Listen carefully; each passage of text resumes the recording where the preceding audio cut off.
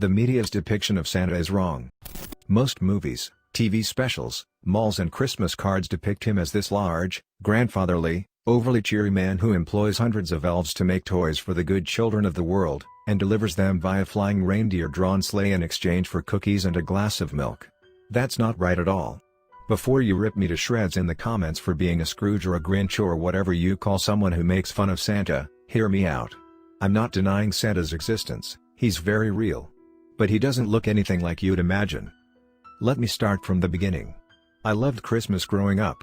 My grandparents owned a dairy farm in northern Wisconsin, and we'd always drive up there for a week to celebrate Christmas. Those Christmases are some of my happiest childhood memories. My grandfather would take us, my little sister, cousins and I, on a sleigh ride around the farm, take us sledding down the massive hill near the woods, and help us build snowmen. My grandmother would make enough food to feed an army, topped off with her homemade sugar cookies and hot chocolate. But the best part of the trip was the night before Christmas. We kids had a whole bedroom to ourselves, but every year, one of us would be dared by the others to sleep in the living room to try and catch Santa. They always fell asleep, though, but none of us were that disappointed. We did, after all, have a pile of toys to comfort us. The Christmas I was 9, however, was the last truly happy Christmas at my grandparents' farm. That year, I had been picked to try and stay up and meet Santa. Despite the failures of the previous years, I had decided that I was going to see him. I don't even remember why I was so determined, it was years ago. But it seemed a good enough reason to 9-year-old me. So, when we were certain that the adults were asleep, I grabbed my blanket and pillow, ran on my toes down the stairs, and got myself set up on the couch. Santa hadn't come yet, the cookie plate was still full, and the tree still had no gifts. I wrapped my blanket around my shoulders, faced the fireplace, and waited. There was a blizzard that night. It would later be recorded as one of the worst snowstorms in the history of Wisconsin. I remember looking out the window and seeing nothing but white. Maybe the sound of the storm's wind is why no one heard what happened that night, I don't know.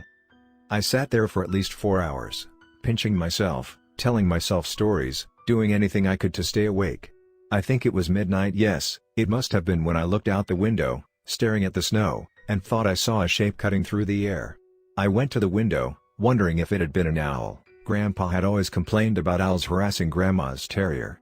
Then, I heard it, several sharp thuds on the roof, followed by a long, scratching noise, as if something were being dragged across the top of the house. Santa. Even though I'd been expecting it, my heart rate tripled in fear and excitement. I ran back to the couch and jumped behind it. I could barely keep from squealing. I was going to meet Santa. The Santa. I heard something heavy land in the fireplace. I put my head against the floor and peeked from under the couch. I saw a pair of sooty black boots walking along the carpet, followed by a bulging sack. Listening to the footprints, I could tell that he was heading for the cookie plate sitting on the dining room table. I got off of the floor and looked at the table, bracing myself to meet him face to face. I saw him. And I screamed. He was wearing a red coat, hat and boots, but they were practically rags, barely staying on. He wasn't fat at all, he was a skeleton. Literally. There was no skin anywhere. But his eyes looked like they belonged to a living person, wide and full of life. Out of place on this living corpse. He turned sharply when he heard me scream, as if I'd startled him. He saw me, dropped his sack, ran over and covered my mouth with his, thankfully gloved, hand. I stopped screaming, though I was still scared. He took his hand away, took my hand, and pulled me to my feet. "Merry Christmas, Jess. Have you been good this year?" The voice was what you'd expect from Santa, but it was still so frighteningly out of place. I couldn't speak, I just stared. "Let me see." He reached into his filthy, ripped pocket and pulled out an incredibly thick scroll. He unfurled it and read for a second before he pointed. "Yes, here you are, Jess Abels, 9. My grandparents' address, nice list." He went over to where he dropped his sack, and pulled out a pair of ice skates. Despite my fear, I felt a momentary rush of joy. I'd been asking for ice skates for months. I just stared as he handed them to me. "But..." I tried to get the words out. "You don't look like Santa." "Not anymore. I'm still out every Christmas Eve due purely to magic. Santa still ages, but he can't die." He looked down at his cadaver. "Well, not in the traditional sense." "I'm sorry." He looked up again, his eyes filling with glee. "Don't be," he reassured, "you've freed me."